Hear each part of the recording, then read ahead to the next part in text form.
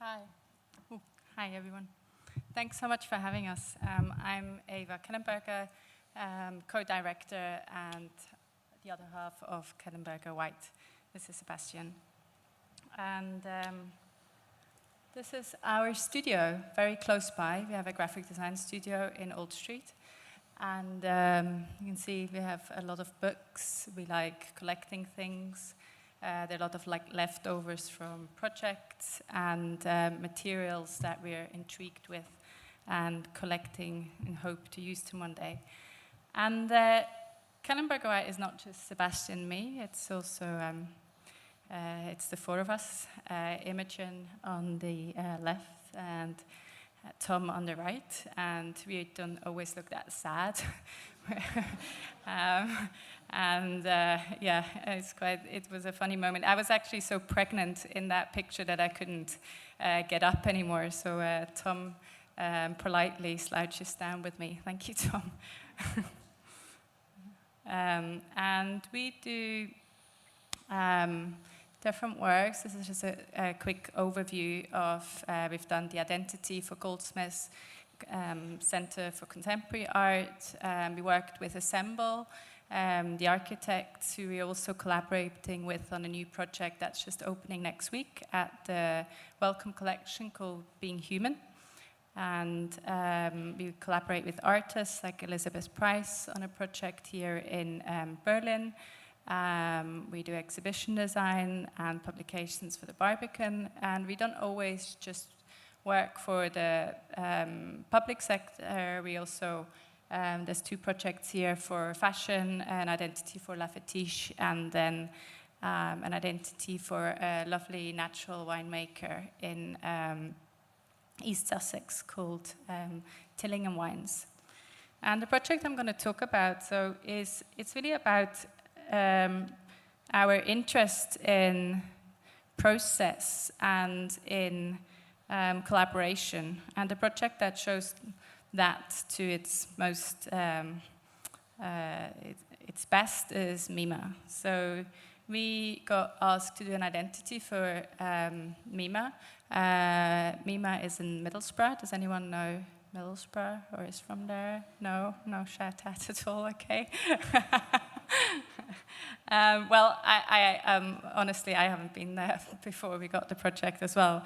So this is our first picture when we arrived there by train. Coming out of the train, this amazing poster of Middlesbrough that must have been there forever. We investigated it. It's like strange kind of. Instead of the parks being printed, they have like layers of acetates, of green acetates on top of it. And this is the building. So in recent years, Middlesbrough Institute of Modern Art has taken on this mission to be a useful museum. So to look back, reconnect an art institution with a civic function. And from the first day when we were there, we were extremely impressed how that worked. It was a day full of workshops. The museum was used in so many different ways, not just people going to see exhibitions. They might have been exposed to exhibitions by going to other things, like learning workshops, like kids workshops, like what else do they have? Like language workshops. It was really, and then they have this communal free lunch on Thursday as well, where different charities cook. So that was the beginning of this whole, really quite an open brief to create an identity within a whole year.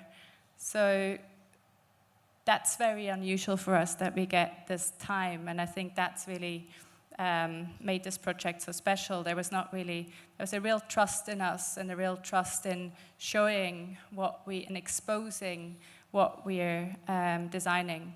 So part of the commitment was also showing to the public and to the people who work there, there's about 40 people work there, what we're up to.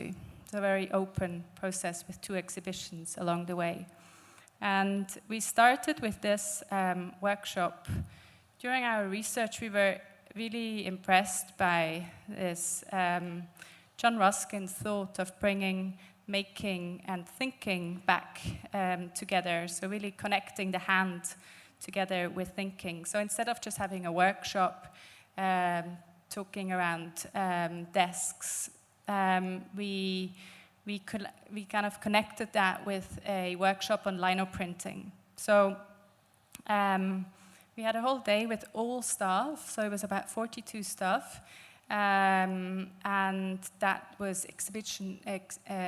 invigilators to curators to learning, and we learned about printmaking. So we learned about lino cutting, whilst talking about this very important question of how do we as a museum, including us, represent ourselves. That was the question.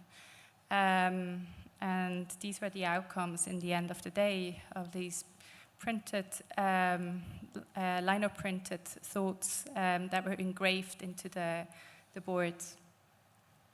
And this formed this kind of work formed part of our first exhibition where we showed the outcome. But we also had these tables of our previous work that would really introduce our practice, and field trips that we would do around Middlesbrough, so photographs mainly. And something that we were really struck by is this bridge in Middlesbrough called the Transporter Bridge. It was built in 1911, kind of looking at the architecture of the Eiffel Tower, and it was bringing in a kind of flourishing time of a steel factory workers from one side to the other side of that river. And we started just exploring it. It's still in function, but much more a visitor center with lovely people working there and guiding us through. So this is us looking up from this gondola, and this kind of perforated metal is an element we afterwards built into the identity. And this is us looking down. You can walk over as well if you don't have a car. And it's beautiful and it's bleak at the same time. It's where Blade Runner, the opening scene, was filmed.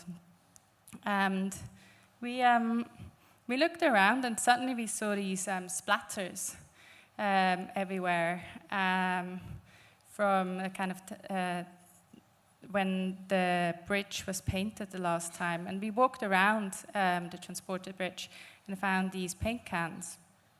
And the kind of visitor guides told us that it had just been painted. And it was a nice, you could see all these layers that it had been painted. So now it's in cornflower blue, but it used to be yellow,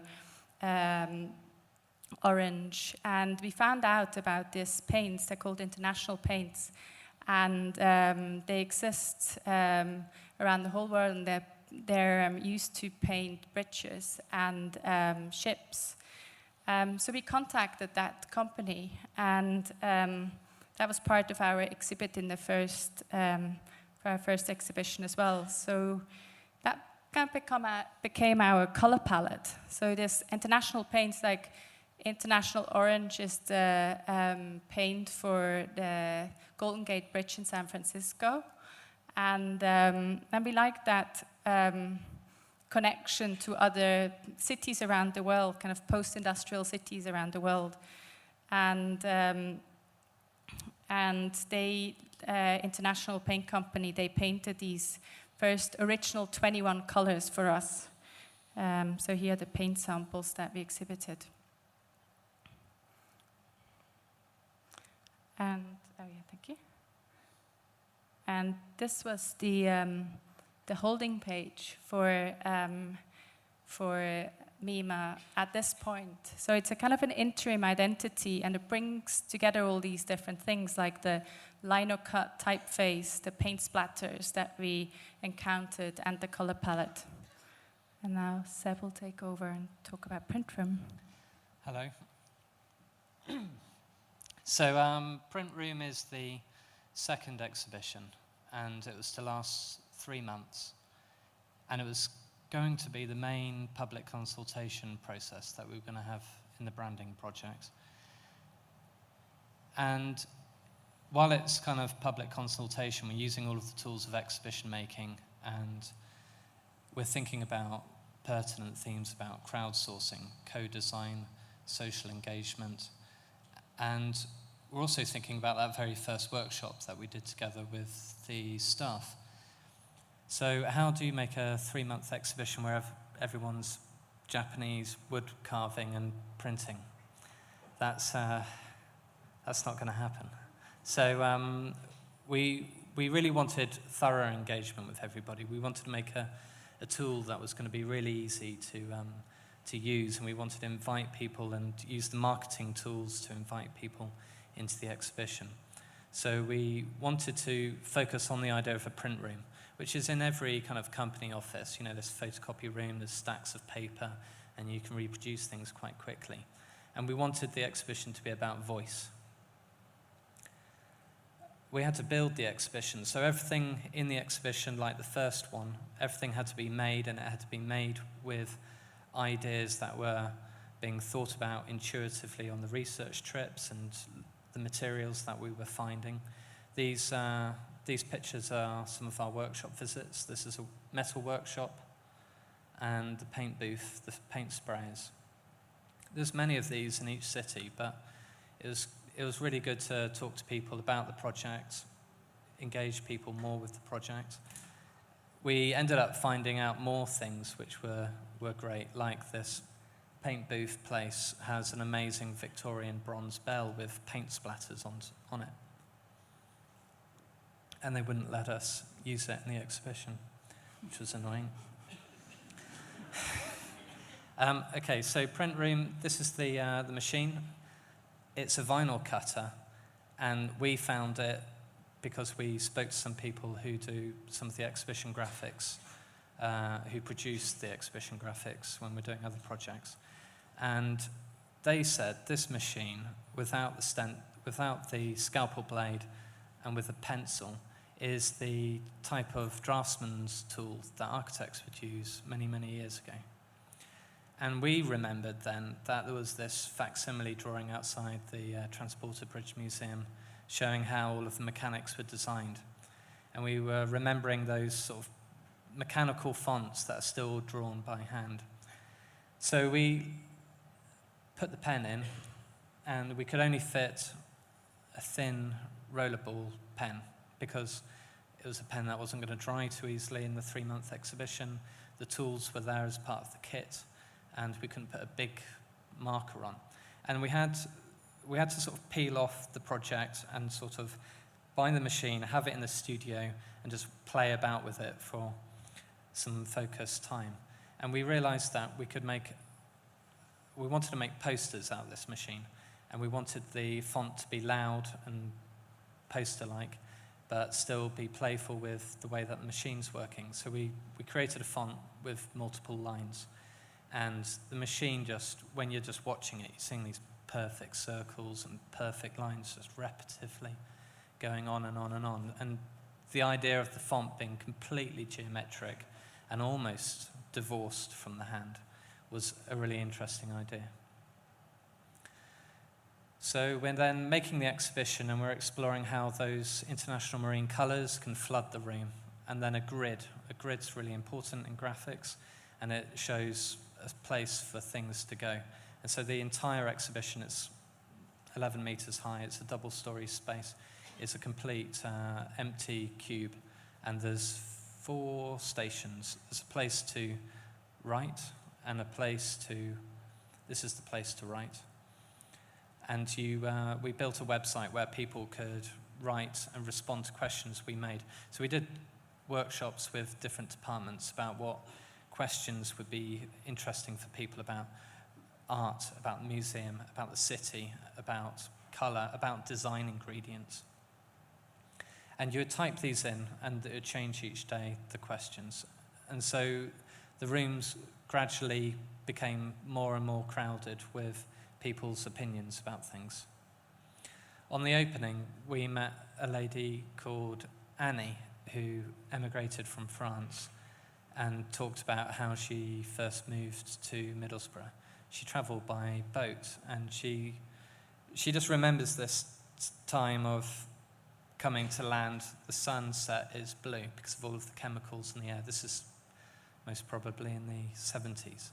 And the rain coming off the clouds into the fields, sheep and goats are eating it. Their wool is going pink. So we asked her to put this in a small group of words to create a poster.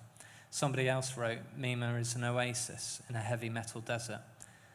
And we found out he's a folk singer who took 4 decades worth of medium format film of the streets, children, factory workers around the space. So the exhibition became more and more popular. Thousands of posters were made, and people could take a copy away with them as well. And this font that we had made was being used by everybody. It was becoming part of the environment. And it was at this point, this was the crux of the project. This was where we knew a brand, an identity mark could be formed. But this is just a small film showing how the machine is working.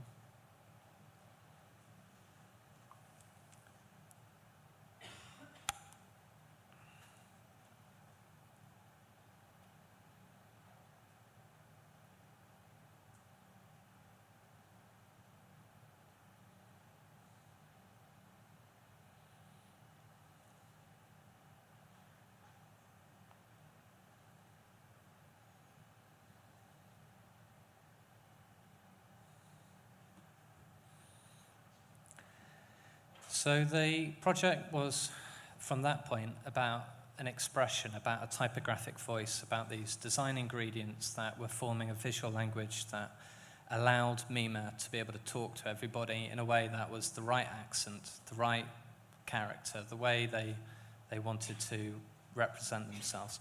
But there's a whole series of brand assets that need to be created, from stationery, wayfinding, marketing materials. So the first thing, I don't know why it is, but a letterhead always seems to be one of the first things that you start testing a logo type. We often have all of our work photographed by Thomas Dank, and he's become, in a way, a sort of member of the studio, because he captures our work and we can talk about how things relate to each other. And sometimes this is an arrangement, a forced arrangement, and sometimes it's simply a walkthrough where he's walking through the stuff in quite a natural way. But here you can see the original print room posters with the 7 lines, and then we're condensing it into a 3-line and then a 5-line. So these are the stationery parts. And then we're having more functional conversations about budgets and resource and environmentally friendly papers and ways of using ink. And then it's about how to make the things that you print tactile digitally.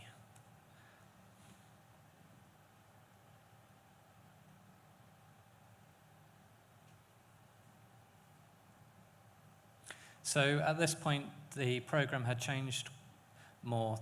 The curators and learning departments had become more balanced, and they were very strong, and they were very closely related to each other, the way that they programmed. And the exhibition space that used to be just 1 artist became 4. And the What Song Guide, this is a string of them. This is maybe a year's worth of 4 quarters. And those 21 colours are being used in different combinations. And we're making timetables to show this program. So we have a seasonal timetable and then a weekly timetable. And this hierarchy of events and the way that this typeface that we were making could really be legible and really be readable, because it's an accessible museum, but it's also trying to express itself as an accessible museum. And we're not using any images in this What Song Guide that are artist-led. So all of the images are about process and the print process, but they're showing the atmosphere and the energy that's happening on the main community day. We then did further research trips, really focusing on metal and signage about how wayfinding could happen. So we revisited the Transporter Bridge Museum and the bridge itself. We went past old British steel, now owned by Tatra, now sold on to somebody else, places. And working again with the metal workers and the Mima staff in designing a series of things. So these are the message boards. They're these two-sided boards that can be wheeled around and contain lots of information. And you spend a lot of time on the details of things, the radiuses of things, the way that something's painted.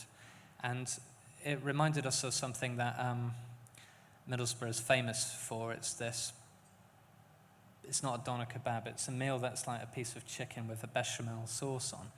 And it's kind of, we haven't even tasted it, but Ernesto Rogers once said, the spoon to the city, cucaya a la chita, which is about this, a philosophy of design where you focus on the very small things as well as the very big things.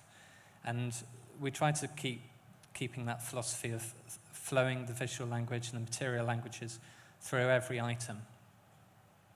So these are the metalwork signs.